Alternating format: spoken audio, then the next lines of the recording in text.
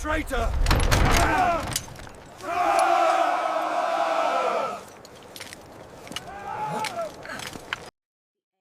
9 days before King Henry VIII took his final breath, he signed one last death warrant. It wasn't for a northern rebel, nor a lurking assassin, nor a foreign traitor. This time, the man sentenced to die was someone with royal blood, someone who had grown up within palace walls, who had fought under the Tudor banner, who had dined at the king's table and laughed beside his son. His name was Henry Howard, Earl of Surrey, heir to the mighty Howard family, cousin to queens, friend to princes, and the final man to lose his head at the command of England's most notorious monarch. The year was 1547. London was deep in winter, the kind of bitter cold that steals feeling from your fingers.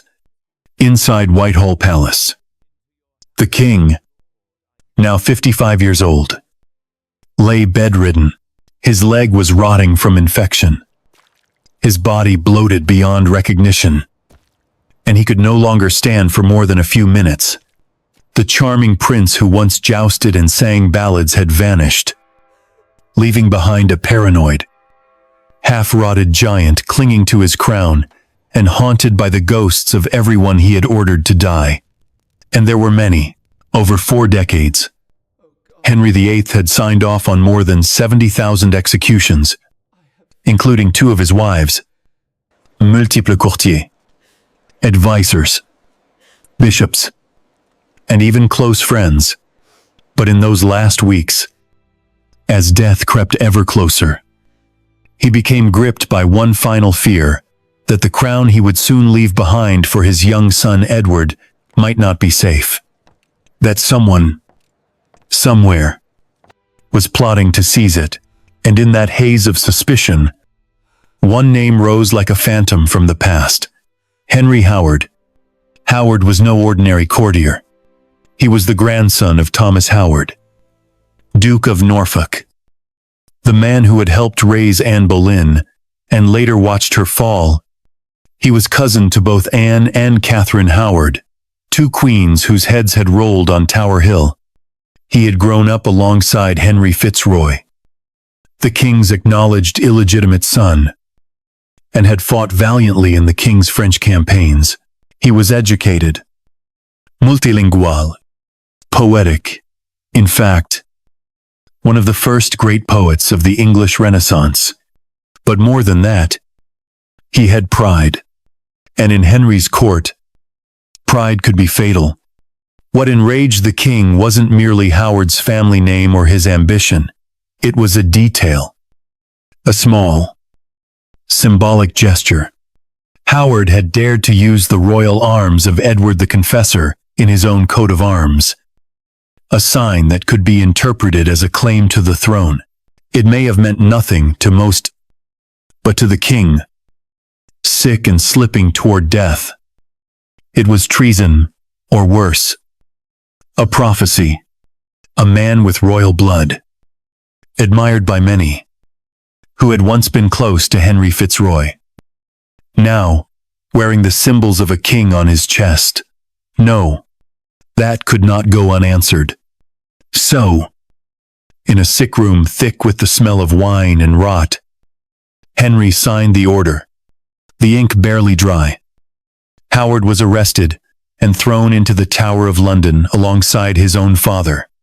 There would be no trial, no chance for defense. The king was judge, jury, and executioner, and his word, even whispered from a dying mouth, was law. On the morning of January 19th, 1547, Henry Howard was led out of the tower, his hands bound, his fate sealed. He walked the short distance to Tower Hill, where a crowd had gathered in silence. The scaffold stood waiting. The sky was gray, and the wind cut like a knife. Some in the crowd whispered that this was the king's final act, the last execution of a reign soaked in blood. Howard climbed the steps alone. He didn't beg. He didn't cry. He spoke only a few quiet words to the crowd, then lowered his head onto the block, stretching his arms out to the sides.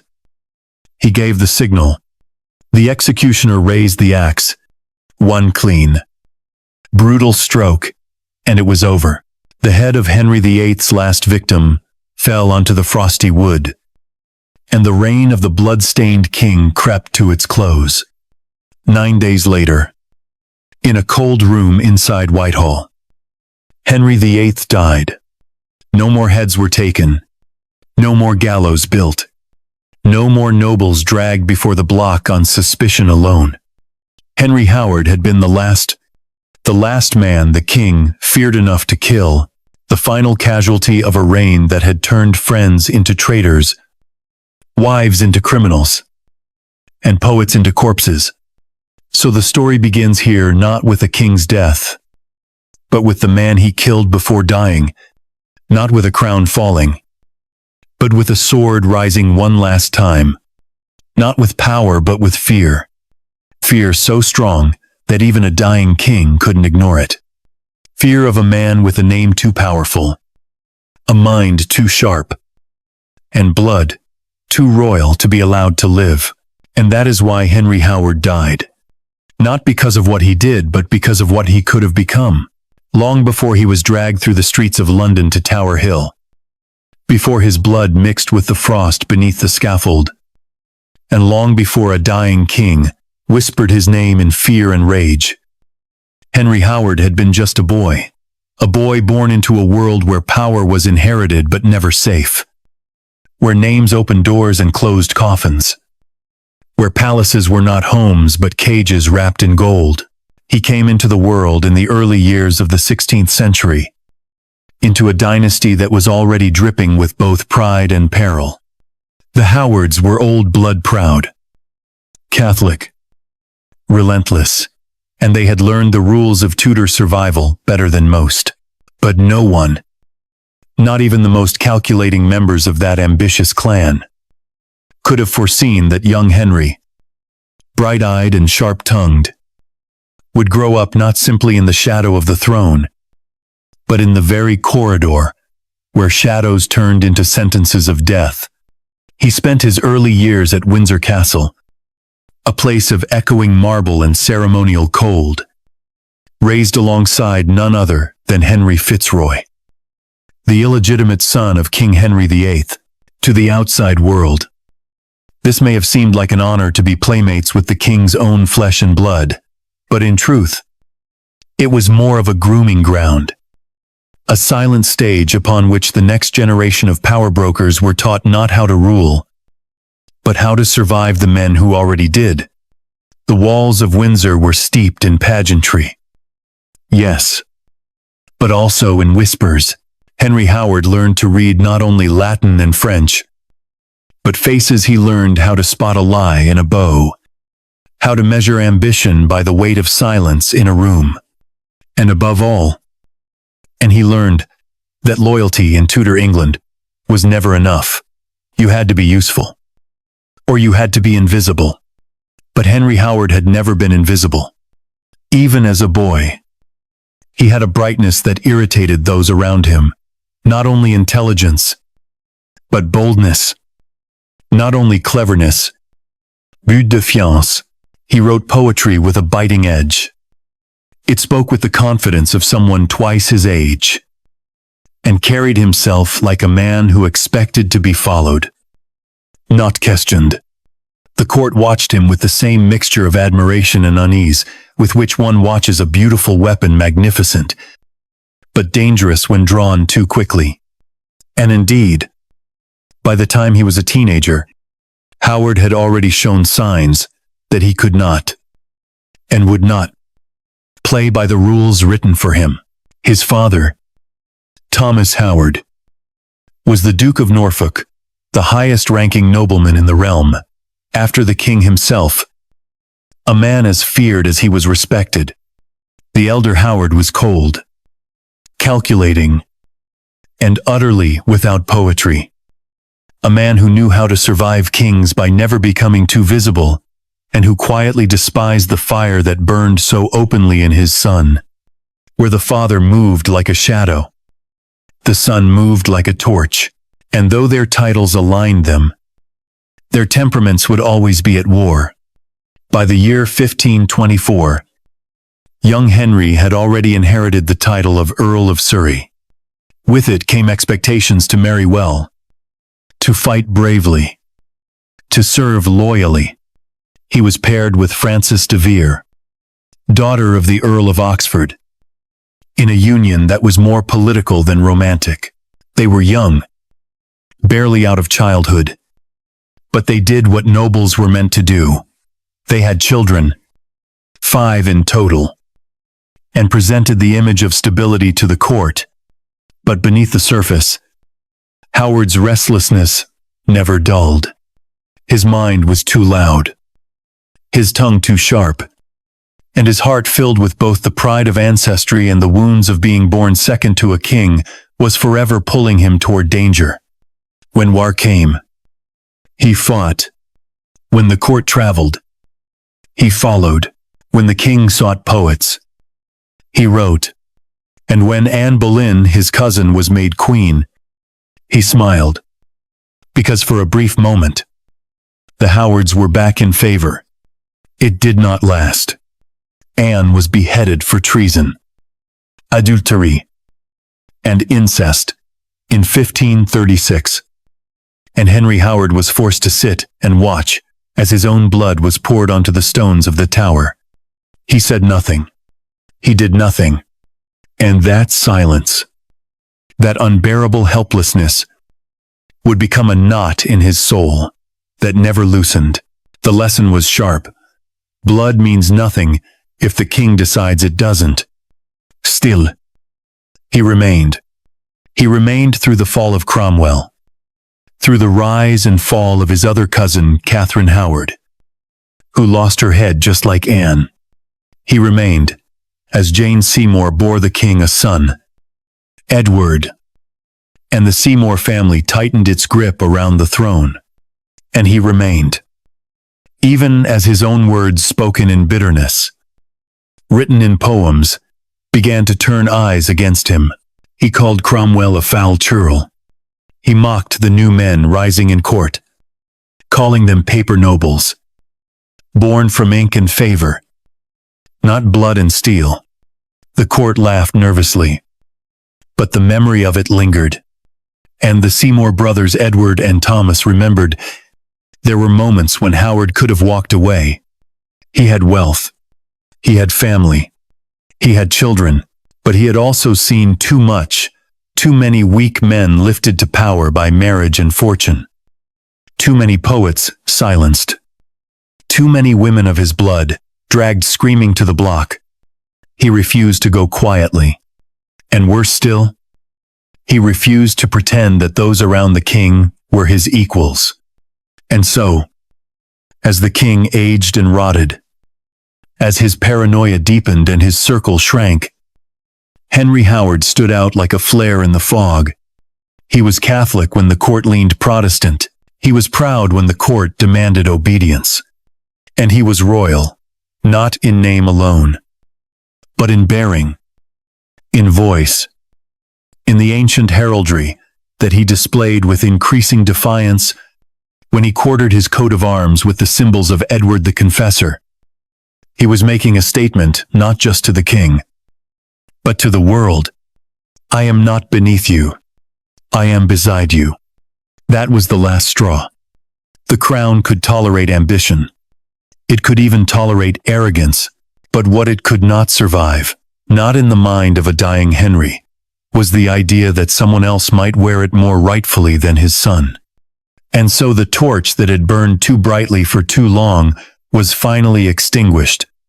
But before the axe, before the prison, before the betrayal of his own sister, there was a boy growing up among ghosts, learning the rules of a kingdom where the ground beneath your feet could become a grave at a moment's notice.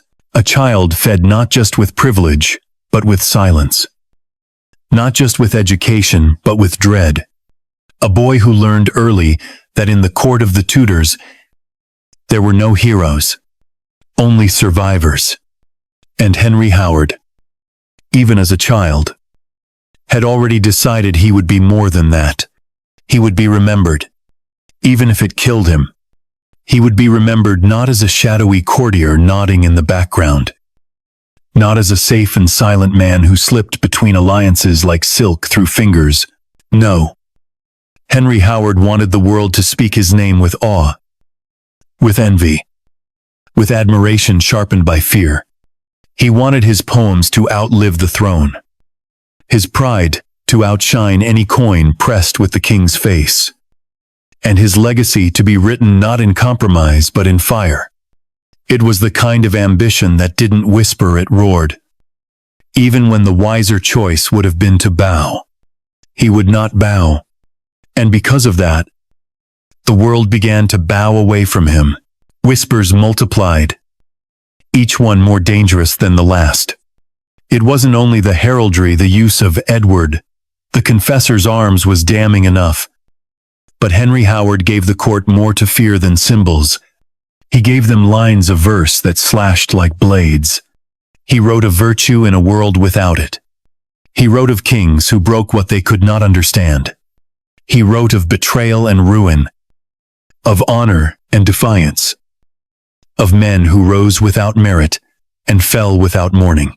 And though his poems bore no names, everyone at court knew who they were about. The new men, the Seymours, the Dudleys, the upward climbing shadows who had never tasted nobility until the king's favor dipped them in gold. They heard the mockery beneath his meter, and they would not forget.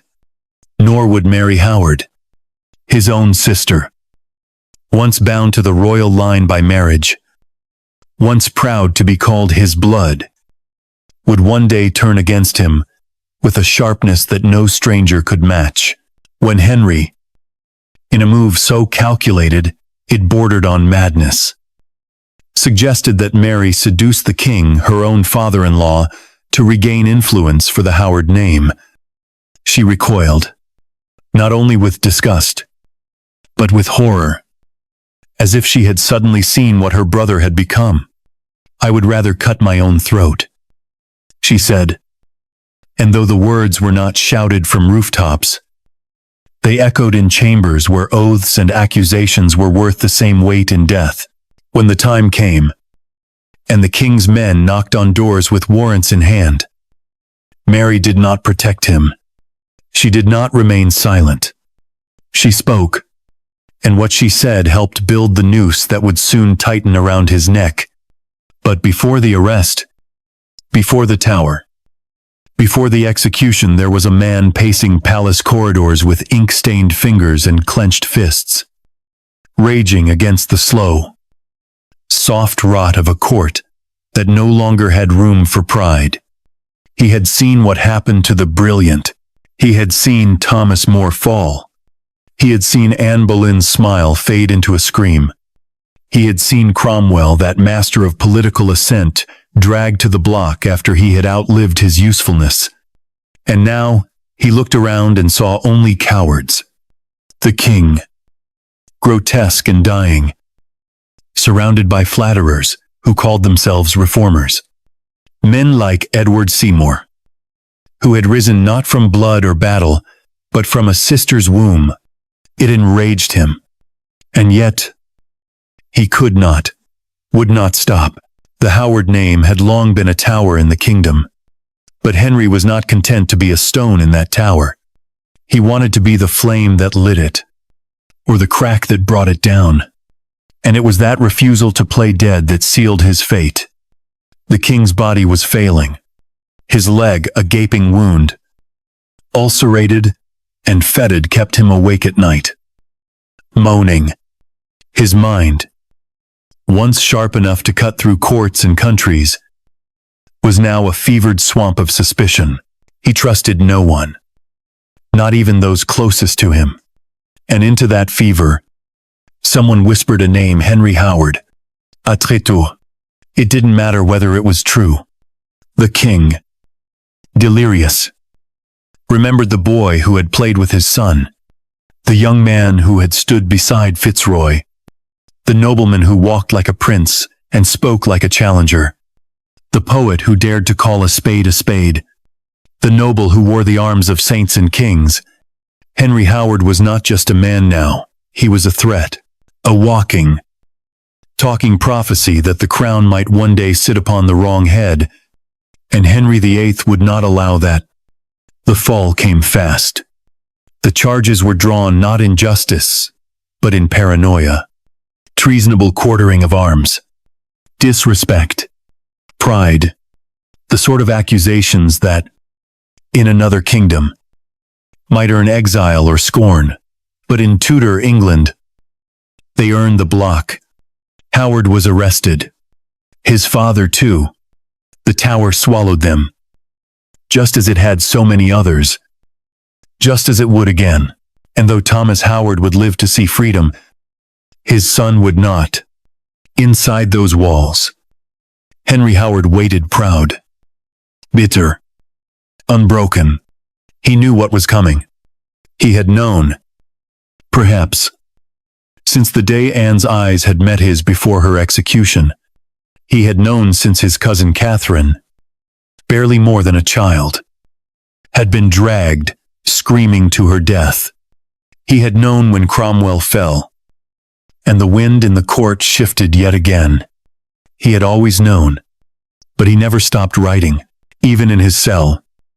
He composed verses not for the king, not for pardon, not for God. He wrote to the future, to anyone who might remember him not as a traitor, but as a man who refused to wear another man's silence. He wrote because it was all he had left, ink and blood, memory and truth. And so, in the quiet before the axe, before the sky of London would stretch grey above his final morning, Henry Howard did not ask for mercy. He did not pray for rescue. He held the pen one last time, as if to say, they may take my head, but not my voice. It is a terrible thing to grow up among ghosts, but worse still to become one too proud to fade, too dangerous to forget. And he would be remembered, not because he was innocent, but because he dared to burn when the whole kingdom wanted him to smolder. The boy who had grown among ghosts did not become a courtier. He became a soldier, not the kind with polished boots and a hunger for medals, but the kind who went to war because peace had no place for men like him. Henry Howard's years of sword and saddle were not the glory-soaked epics sung in ballads. They were restless years, scattered across the fields of France and the waters of the Channel, marked not by victory, but by a slow, bitter unraveling.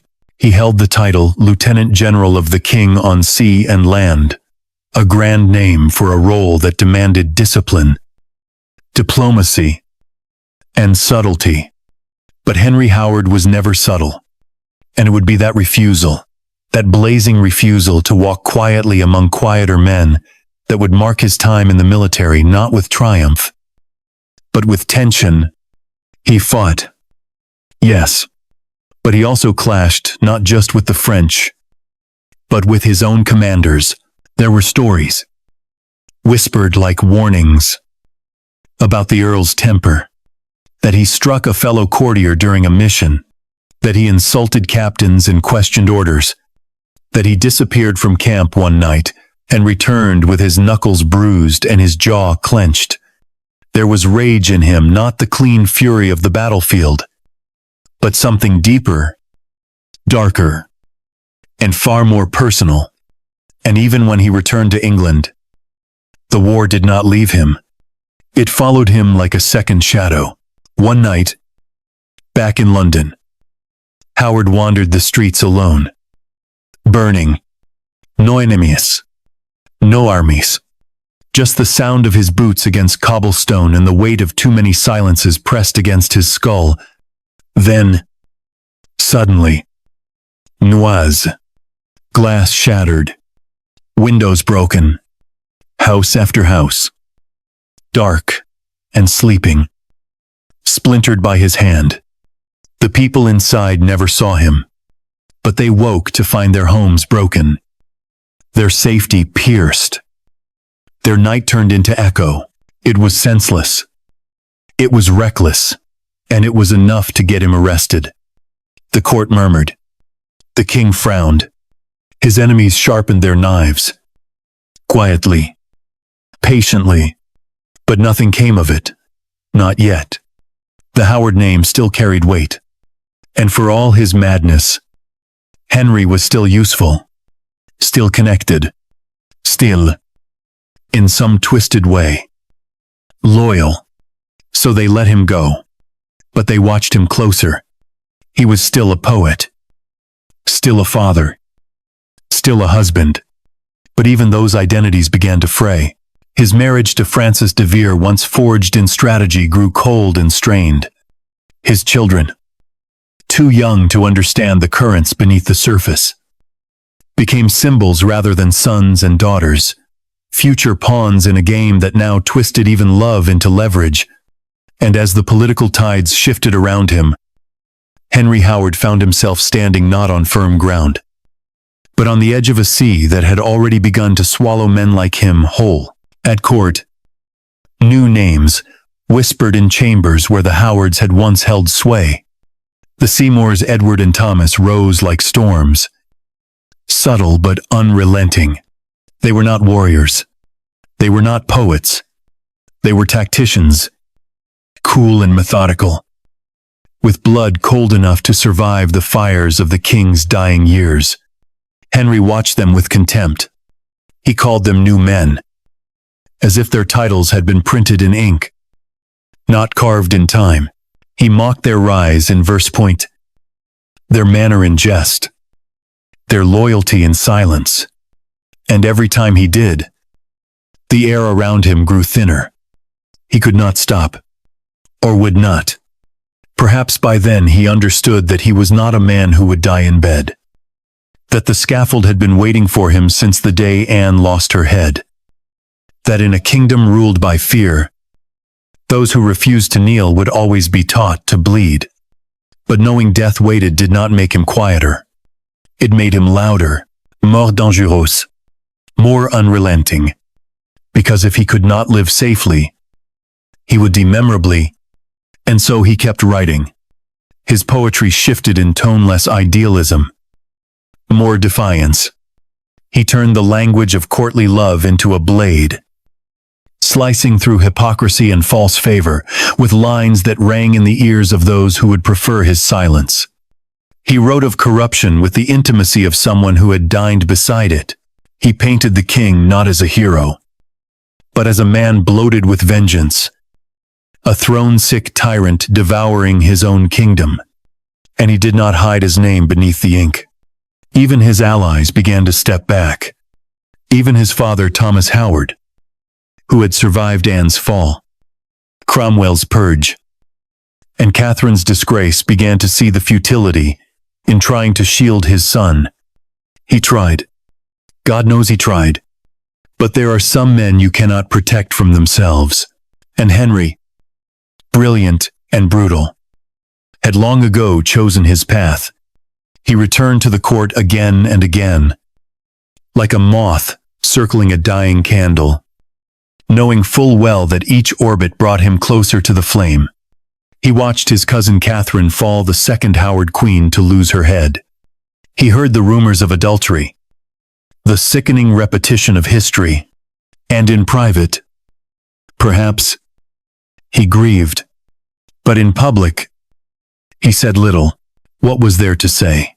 The court had already shown what it did to women with Howard blood and too much attention. Catherine had never stood a chance. By the year 1546, the king could barely walk. His leg festered. His appetite dwindled. His mind clouded with suspicion and sickness. And in that rotting fog, names became weapons. Loyalties became traps.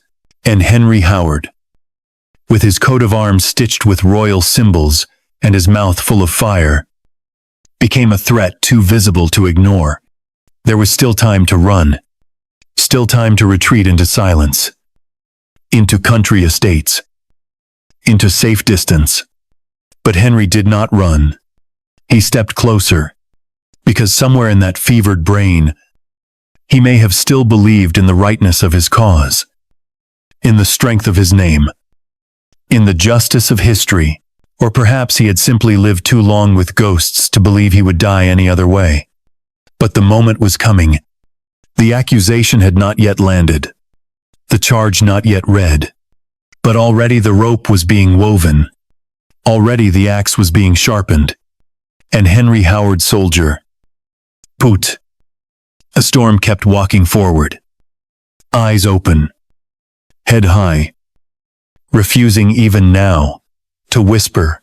There is something terrifying about a man who is no longer afraid to die, not because he welcomes death, but because he has already lived with it too long. Henry Howard had seen what it meant to survive the Tudor court. He had seen survivors twisted into ghosts who still wore fine clothing. It still bowed and danced and smiled, but who had buried too many cousins, too many wives, too many friends to remain whole.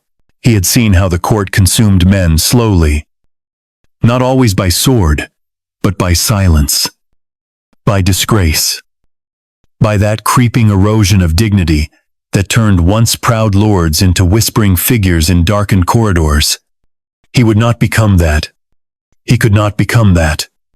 If the price of defiance was death, then let it come quickly, but let it come with his name unbent, his back unbroken, and his voice still echoing. And so, in the final months before the end, he became even bolder. The coat of arms was no accident. To quarter the arms of Edward the Confessor, the sainted king of old, was not a gesture of genealogy. It was a symbol, a message, into their eyes. It was tantamount to a declaration that Henry Howard believed himself closer to the ancient line of England than even the young Edward, son of Henry VIII and Jane Seymour. Whether it was ambition, arrogance, or simply the last flourish of a man too proud to crawl, no one could say. But it was enough, and the king, now rotting not only in flesh but in spirit, took the bait. Henry VIII was no longer the golden prince of his youth. He had become a figure of fear, a tyrant whose eyes burned not with vision, but with suspicion. His world had shrunk into a sickbed, surrounded by flatterers, physicians, and secret enemies. Every cough from a rival, every pause in a bow, every murmur in the hall became treason, and in that narrow, fevered world, the name Howard returned not as a noble house, but as a threat. The Howards had risen before. They had produced queens. They had almost touched the throne. And now, as Henry felt the curtain of his life begin to close, he believed, or chose to believe, that Henry Howard meant to finish what his cousins had not lived to begin. What followed was swift. The charged treason, not just for words, not just for arrogance, but for the crime of daring to appear royal, for the crime of lineage, of memory, of being too close to power when the king was too close to death. And so, Henry Howard was arrested. His father too, Thomas Howard, the old duke who had outlived so many kings, who had survived coups and purges and the fall of Boleyn and Cromwell, and Catherine, was dragged down with him. The Tower of London opened its gates once more to men who had once dined beside the crown. And this time, no trial came to spare them. Parliament passed an Act of Attainder. No need for evidence. No need for witnesses. Just a royal signature and a king's final whim. Inside the Tower, the end came slowly. Howard waited. The poet who had written of honor now sat in chains. The soldier who had shouted orders on French fields now heard only the quiet drip of water on stone. And yet, by all accounts, he remained unshaken. He did not beg. He did not plead. He knew. He had always known. Perhaps the moment Anne Boleyn had been led screaming from her chambers. Perhaps the moment Catherine's letters were returned, unopened. Perhaps the moment he had written the line that would never be forgotten, that kings who forget justice must one day answer to it. On the morning of January 19th, 1547, they came for him. The Tower Hill scaffold stood in the open, a wooden platform soaked with the blood of those who had stood there before. Crowds gathered, not with joy, but with that strange, reverent silence reserved for noblemen meeting death. Henry Howard walked up the steps, his limbs unshaking, his face pale but proud. He wore black, not as a mourner, but as a man already buried by the court. Hay made no long speech. He said little, not because he had nothing to say, but because he had already said everything that mattered in his poems, in his defiance, in his refusal to kneel. He lay down, placed his neck on the block, stretched his arms wide, the signal, the axe fell, and in one brutal, final stroke, Henry Howard was silenced, not by shame, not by betrayal, not by age, but by steel. The poet's head rolled onto the cold platform, and his body was still. He was buried quickly, without ceremony, at the Church of All Hallows by the Tower. But even in death, he would not remain still. His bones were later moved to Framlingham in Suffolk, where other members of the Howard family rested, far from the walls that had condemned him. 9 days later, the king died.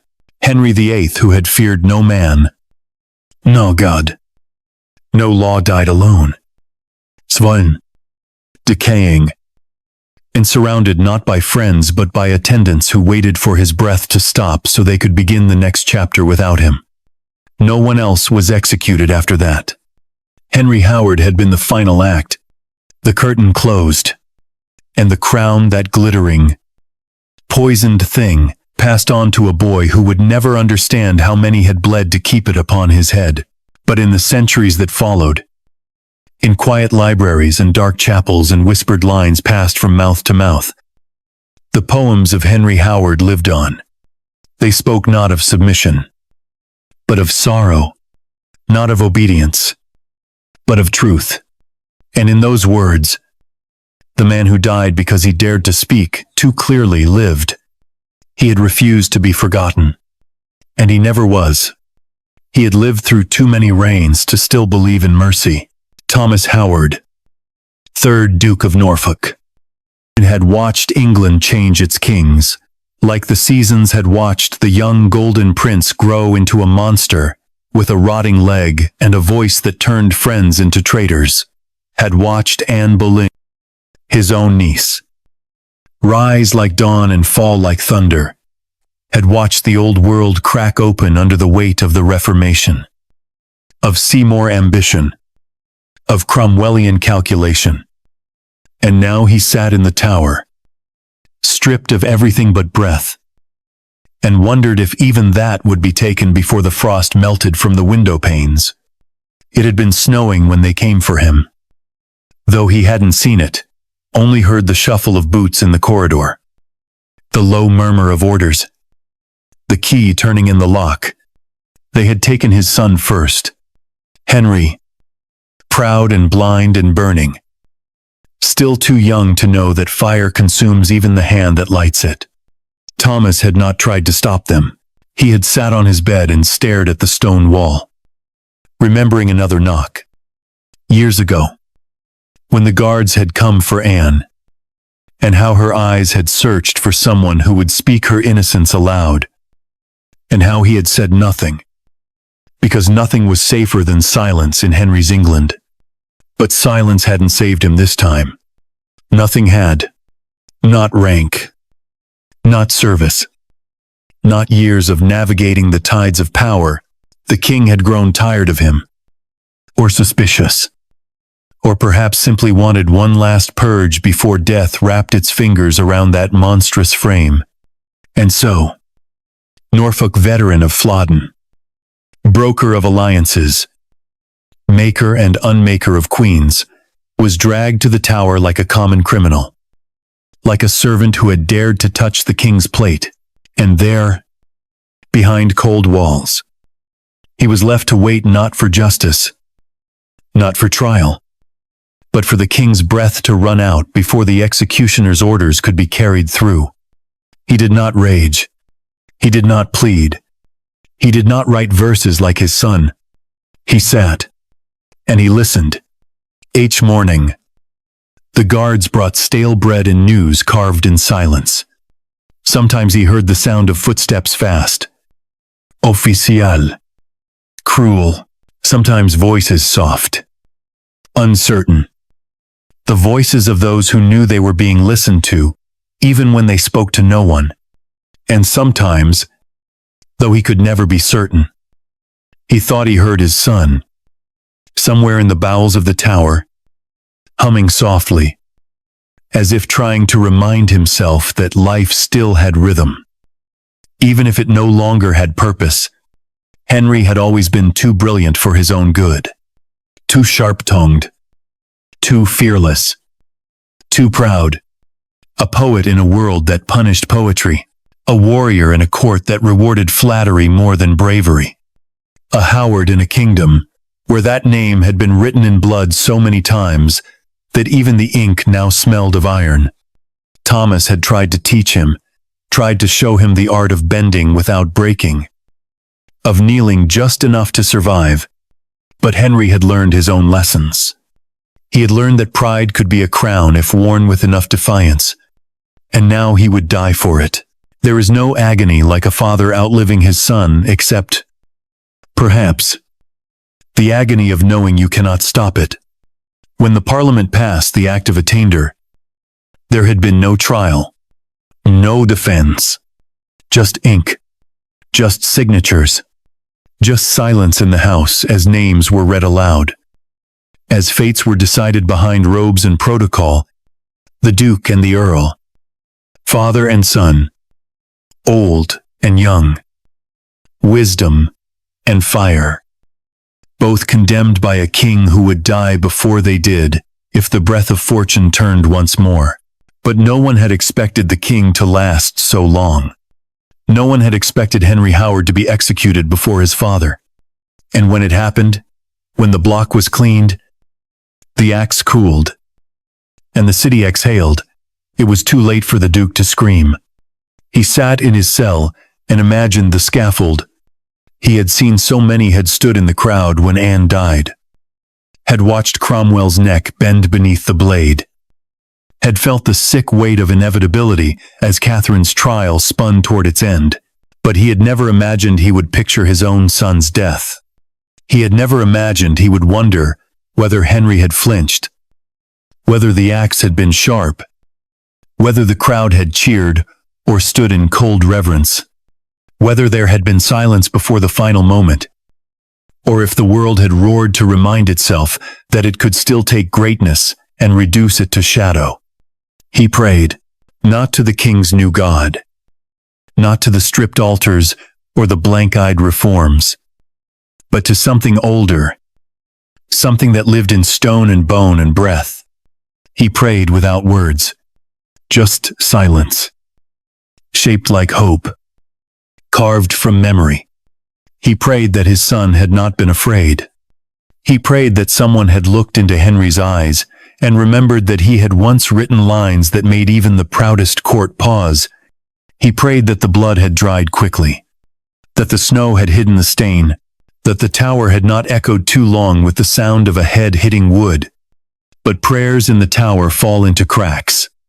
The days passed, and the king began to fade. Rumors slipped into the cell like drafts. Henry VIII was dying. Henry VIII could not speak. Henry VIII had named Edward as heir. Henry VIII's doctors had begun preparing holy oil and final rites. The Duke sat still. He counted heartbeats. He counted cracks in the wall. He counted the days since his son had been taken. And finally, on a morning when the frost had turned to slush, and the guards' boots no longer crunched but splashed. A different sound came. A door opened, not the one to the scaffold, but the one to life.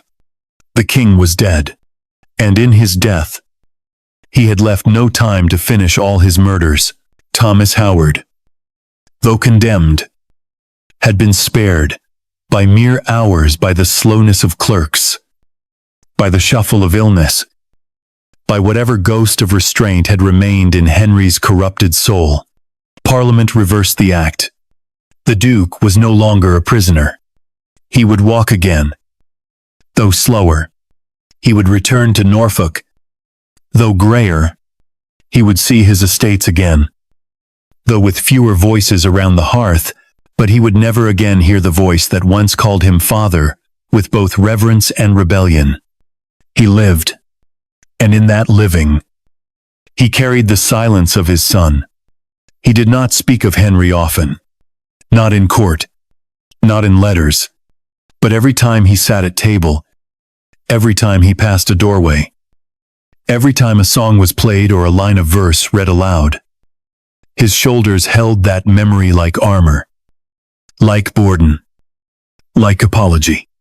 For there was no prayer that could finish what the axe had begun, no pardon that could unring the silence, no father who could forget the sound of a door opening not to mercy, but to the steps that took a son away forever. The wind off the Thames that morning was cold, but not unusual. January had always been cruel in London, and this day was no exception. It was the 19th day of the month, in the year 1547, and the city was already awake, already murmuring, already shifting with the uneasy silence of a capital that knew it was about to watch something final, something historic, something that could not be undone. The bells of Tower Hill did not ring, they rarely did for executions, but the people gathered anyway. Not in joy, not even in outrage, but in that quiet, ancient curiosity that always drew men and women to watch the powerful brought low. There was no jeering, no clapping, none of the vulgarity that sometimes accompanied public deaths. Today's name was too great, the shame too heavy, the stakes too high. Henry Howard, Earl of Surrey, was to die not as a traitor in the popular sense, not as a murderer or a rebel or a criminal, but as something rarer, more dangerous, more tragic, a man too royal, too proud, too gifted, too close to the throne for a dying king to tolerate. He did not arrive in chains. He did not stumble. He did not cry. They brought him from the tower under heavy guard. But it was not to keep him from escaping. It was to control the crowd, the people, even those who hated his arrogance, respected his name. The Howards had served kings and buried queens. They had worn armor at Bosworth, sat in judgment over Anne Boleyn, marched beside kings to war. And Henry Howard, poet and soldier, was not just another nobleman, he was, in many ways, the echo of everything the Tudor court had once pretended to honor: valor, lineage, learning, defiance. He walked with his head high, his cloak heavy across his shoulders, his hair combed, his boots clean. There was no theater in it, no melodrama. He was not playing the martyr, nor the hero, nor the innocent. He was a man walking toward death, the way one might walk toward a locked door at the end of a long hall, with understanding, with bitterness, but without illusion. His eyes scanned the crowd, not searching for anyone in particular, but taking them in: the bakers, the merchants, the beggars, the aldermen, the gentry, all watching, all waiting to see if a man like this, a man born into marble halls and Latin verse and silver cups, would fall like the rest. The scaffold was simple, wooden, weathered, familiar. It had seen too many before him. Anne had died here. Cromwell. Catherine. More. Now it would claim one more name. He mounted the steps without hesitation. The guards parted. The executioner stood near the block, face hidden by the cloth hood, axe already in hand. Henry looked at him once, not long, not searching, and then turned to face the people. The wind caught the edge of his cloak. Somewhere behind him, the tower loomed like a second executioner, its stone face as unmoved as always. There was no priest beside him, no final communion. That had been done, or denied. Earlier, what mattered now was not the soul's salvation, but the crown's satisfaction. The king dying, silent, swollen in his bed in Whitehall, would have no comfort in the moment, no thrill in watching, no voice left to command it. But this was his last act. This was his final word of punishment. Even if his lips would never form it, Henry spoke only briefly. Not to protest, not to beg. He said the words expected of him, that he died in loyalty to the king, that he hoped for God's mercy, that he held no malice in his heart. It was ritual, not revelation. No one expected him to confess to treason, because everyone understood that treason, in this case, was a mirror word. It reflected more on the crown than on the condemned. He was dying not because he had plotted, but because he had reminded the king too much of what kings feared, bloodlines that outshone their own. And then, without further ceremony, he turned to the block. He removed his cloak, kneeled, laid his neck across the wood with the practiced calm of a man who had seen too many others do the same, who had stood too many times near the edge of power, and known how easily it tipped towards silence. He stretched out his arms wide. Firm the signal. The crowd inhaled. The axe came down. It was clean. One stroke. No scream. No struggle. Just the thud, that awful, final, and human sound, and then the head rolled slightly to the side, and the executioner stepped back. Blood on his boots. Duty complete. The guards moved quickly. The body was removed. The crowd did not cheer. There were no sermons, no shouts, only the sound of feet on cobblestones as London, a city that had seen too many deaths to weep for every one, turned and went home. But some remembered. They would remember the way he stood, the way the scaffold did not shake beneath him, the way he refused to die small. He was buried first at All Hallows, near the tower, in haste and cold earth. But later, his remains were moved to Framlingham, home of the Howards, where stone could give him what history tried to erase. A tomb, a name, a silence that echoed longer than any speech. And though kings would rise and fall, though Seymour and Dudley and Stuart would all taste the same fear, though the tower would claim more blood and the scaffold more names, there would always be something about Henry Howard that remained unforgotten. Perhaps it was the poetry, perhaps the pride, perhaps simply that he was the last one. Henry VIII had time to kill before death took the axe from his hand. And in that cold, bitter morning on Tower Hill, as snow threatened again and the sky refused to open, a chapter closed, not with justice, not with triumph, but with the quiet fall of a head onto wood. And the scaffold did not shake, because it already knew the weight of noblemen. Long after the executioner had cleaned the blade, after the wooden scaffold had been scrubbed and dismantled, after the crowds had returned to their loaves and ledgers and gossip and guilt, the words remained. They lingered in rooms that no longer belonged to him. They curled in drawers never opened again. They waited in the margins of books, beneath floorboards, tucked between the folds of old woolen cloaks that no one had worn since that winter. Words, letters, unsealed drafts, unfinished poems, pleas never spoken aloud, all written by a man who had known for months that he would not leave the tower alive, but who had refused to let his silence be final. Some of the letters were addressed Mary, Francis, Thomas, Edward, and others. Only to my child, or to God, or to the wind that carries what I cannot say.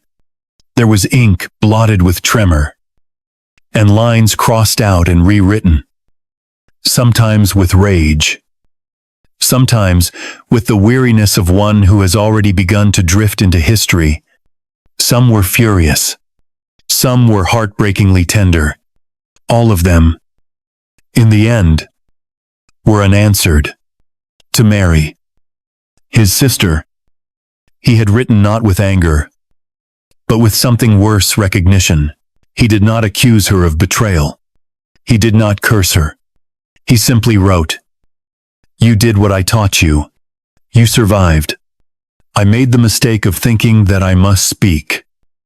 And you have remembered that silence is safer. Perhaps I envy you for it." To his wife, Frances, the girl he married when they were both too young, who bore his children in a court that always looked at her with suspicion, he wrote more. Paragraphs, pages, prayers. He asked after their children. He asked that they not be taught to hate the king. He asked that they be taught to love the sound of Latin, to trust in books, to question what power calls truth.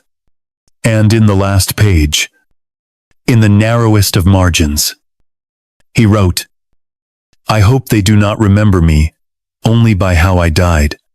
But they did. Everyone did. It is difficult not to. England has always remembered its scaffolded men. There is something in the cold finality of execution, in the axe's ability to silence a name so completely that makes that name ring louder across time. And so Howard remained, not in conversation, perhaps, not in the public rituals of court or the guarded sermons of St. Eulevanus, Paul's, but in the quiet places, in libraries, in hearts, in the spaces between silence and shame. The churches stayed locked. Of course, no bell tolled for him. No black cloth was hung in mourning. There was no official requiem.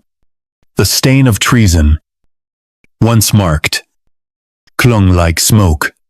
And though the charges had been absurd, the trial absent, and the motive transparently political, no priest would risk a public eulogy for a man whose name had been struck from the king's mercy. The church, by then already reshaped and rebent to the whims of Henry's new religion, offered no refuge for a Howard who had refused to kneel to men with newer Bibles and thinner blood. The chapels where he had once prayed as a boy, the cold stone echoing with his whispered Latin, had turned their backs, not through malice, but through survival. The very brick seemed to forget him. The altars did not speak his name. The incense did not rise for his soul. And yet, there were moments scattered, secret, and impossibly human, when someone would leave a flower, not a grand bouquet, not a showy wreath, but a single stem, pressed against the side wall of All Hallows, or later, Framlingham, a violet, a sprig of rosemary, a folded scrap of parchment, unsigned, unreadable from rain. Someone remembered, or perhaps some part of the country, the soul of a people that had always seen in Henry Howard both the flaws and the fire of its own longing, had refused to forget. It is one thing to die unjustly. It is another thing entirely to die forgotten. And he was never quite forgotten, because there were the poems, those verses he had scratched into the corners of paper and memory. the rhymes that still sang with pride even in their darkest lines. They lived. They lived through plague and war, through queens and parliaments and civil wars and fire. They lived in volumes, passed hand to hand. In whisperings among scholars and rebels alike, the man had been silenced. Yes, but his pen had not. In one poem, believed to have been written just days before his death, he asked simply, "Is this the fate of those who think, or only of those who speak what they have thought?" A dangerous question. Too dangerous for a court ruled by fear. Too dangerous for a king who could no longer distinguish between defiance and prophecy. His letters were never published. Not properly. They remained in fragments, referenced in footnotes, protected in private family vaults. The Howards, long after the execution, reclaimed pride, but rarely spoke of him. His father, released from the Tower after the king's death, would survive an old man, with a quiet gait, and a face no longer asked to speak. He would not mention his son in court. Not aloud. But it is said he carried one of Henry's poems in the lining of his coat until the day he died. Evan Queen's later born Elizabeth, Anne, Victoria would walk past portraits of Howard and not say his name, but they would pause. They would look. They would know. Because you do not forget, the last man your father killed before death took him. And so the letters remained ghost words. Bleeding ink. Not shouting. Not weeping. Just there. Unread. Unburned. Unburied. It is said that in Framlingham, many years after the axe had fallen and the king who ordered it had gone to rot beneath Westminster stone, there was a feast held not in mourning, nor in triumph, but in the kind of subdued, stilted honor that noble families use when they have something to remember, but no permission to speak of it aloud. The hall was lit with candles that flickered against stone walls once warmed by the fire of children's laughter and servants' footsteps, and the scent of roasted meat on holy days. But now, those same walls echoed differently, not with music or wine-soaked jokes, but with the silence of a name too heavy to lift and too sacred to drop. They placed a chair at the head of the table that no one sat in, poured wine into a goblet that no one touched. And though no one toasted, no one dared to remove it either, for they all knew who it was meant for, and in knowing, they did what the crown could not stop. They remembered. They remembered the man who had once spoken too boldly and written too beautifully and worn his lineage like armor, even when it was the very thing that made his skin bleed. The man who had not trembled when walking to the scaffold, who had stretched his arms without hesitation, who had refused to offer the king the satisfaction of fear, who had died cleanly, completely, but not quietly. They remembered the words he had left behind, not as scripture, not as treason, but as testimony that in a court where silence was worshipped, a man who dared to speak became not just a danger, but a mirror, and that mirror had to be shattered before others looked in and saw what he had seen. Years passed, and with them, the reigns of children and queens and protectors and murderers and reformers and men who claimed God spoke through their blood. But the memory of Henry Howard did not fade in the way others did.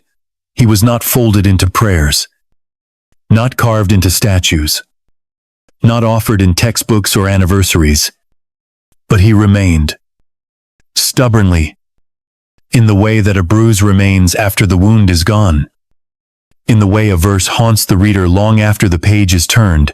He was not canonized, not vindicated, but neither was he erased. His death was never officially undone. His conviction never reversed. But the silence that had been forced upon his name grew thinner with time.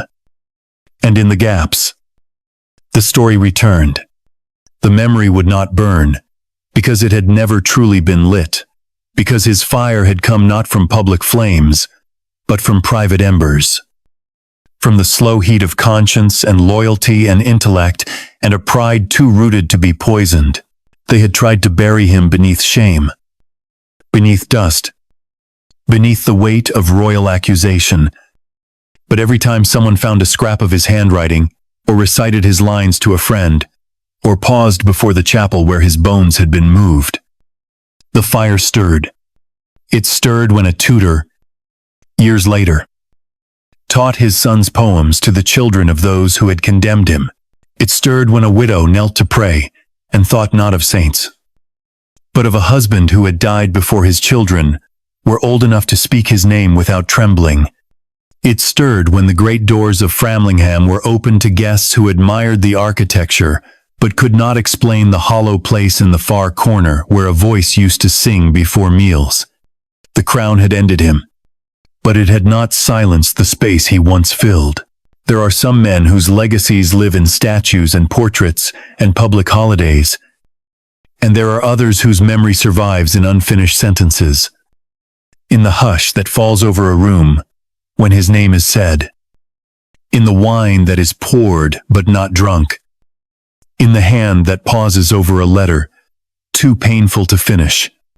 Henry Howard was the second kind, and perhaps that was the more enduring one, because no monument lasts longer than guilt, and no flame burns more quietly than grief. And grief was what England felt for him, not the kind they acknowledged, not the kind that filled cathedrals, but the kind that waited in shadows, that turned away when it heard his poetry, that listened at windows and wondered what would have happened if the axe had not been so sharp, if the king had died 9 days sooner, if anyone had chosen to believe that a man could be proud and still loyal, noble and still dangerous, and close to the throne and yet never reach for it. But there were no answers, only the feast. The food had gone cold by the end. The wine remained in the glass. The chair was still empty, and outside, in the fields beyond the stone, where snow was starting to fall in silence, where no armies marched and no bells rang and no prayers echoed, the wind moved through the trees like a whisper that no one could quite make out, not a song, not a cry, but something older, something shaped like memory. And the fire did not die. It ends, as all stories must, not with triumph or thunder or the sudden sweep of justice, but with breath, the last, shallow breath of a man who had once been king of everything, and now lay bloated and wordless in a chamber that smelled of rot and rosewater. Henry VIII, the tyrant, the reformer, the breaker of Rome, the butcher of wives and friends alike, died just 9 days after Henry Howard. And if there is any poetry left in this world, it is in the fact that the last man he managed to kill before death silenced him forever was a poet whose words would outlive the power of his sword, a poet who died not for rebellion but for resemblance, not for action but for blood, not for betrayal but for being the mirror in which the king saw a version of himself that he could not control. There were no crowds to cheer the king's death. There was no scaffold, no X, no final look into the eyes of his accuser, only servants and the cold hands of time, which closed over him without ceremony. The body, too sick to lift itself, was wrapped and moved and buried with titles and hymns and stone. But there was no love in the farewell. Only obligation and fear that even in death, Henry might somehow reach back and strike, that his shadow, long and wide and full of silence, might remain in the corners of England forever. And perhaps it did. But shadows do not sing. Words do. And so, while the king was remembered in statues and sermons and royal seals, it was Henry Howard, the man who died with verses in his head and fire in his lungs, who remained alive in the spaces the crown could not occupy. His poetry was not carved in marble, not gilded in gold, and not offered in ceremony. It lived instead in vellum, in margin, in the lips of scholars and lovers, in the trembling recitations of those who remembered lines written too well to be forgotten. He had not written for kings. He had not written for eternity. But eternity, it seemed, had found him anyway. He had written about love, about honor, about despair, but beneath all his lines was the same steady pulse, a refusal to lie, a refusal to flatter, a refusal to let the machinery of court and fear and power grind down what was real in him. And that refusal, in the end, was what killed him. Not any plot, not any treason, just a man who had looked too clearly at the truth and spoken it too well. The years passed. The Howards endured, they always did, and time, like water, softened the edges of even the worst betrayals. But within the family, within the few who still traced his name in silence across old pages and cracked seals, there remained a wound, not from the axe, but from the knowledge that he had died, not because he failed the king, but because he reminded the king too much of what power could never control. And beyond the family, in the quiet breath of England itself, there was a kind of reckoning, because Howard's death had marked something larger than a personal tragedy. It had marked the end of a certain idea, the idea that nobility could be both ancient and honest, that a man could write truth and still be safe, that England itself could be led without fear of its own reflection. With Howard's fall, a silence settled. For a time, but silence never lasts. It grows restless. It grows into questions. Why had he died? Why had he been feared? Why had a man who loved his country, who served in war, who wrote of faith and loyalty and beauty, I've been cast down, not with a trial, but with an act of law passed in panic? The answers, of course, were buried with the king. But the questions stayed. And in that way, Howard won. Not in life, not in reputation, but in the soft, unkillable murmur of the people who remembered, who recited, who whispered his poems before sleep and taught his lines to their sons and daughters and servants and scribes. In every mouth that shaped the syllables he once inked into paper, in every eye that paused over his name in a book of verse long after the tutors had fallen, he breathed again. He was not crowned. He was not canonized. But he was not forgotten. And in a kingdom where so many names had been burned from the record, that was its own kind of victory. So here, at the end, let us not speak of kings, nor of scaffolds, nor of laws too hurried to be just. Let us speak instead of a man who died as he had lived, not quietly, not obediently, but fully, honestly, beautifully. Let us speak of Henry Howard, and then let us sleep, because if nothing else, he earned that to be remembered not as a warning, not as a weapon, but as a story, one worth whispering in the dark, one worth dreaming about, one worth surviving.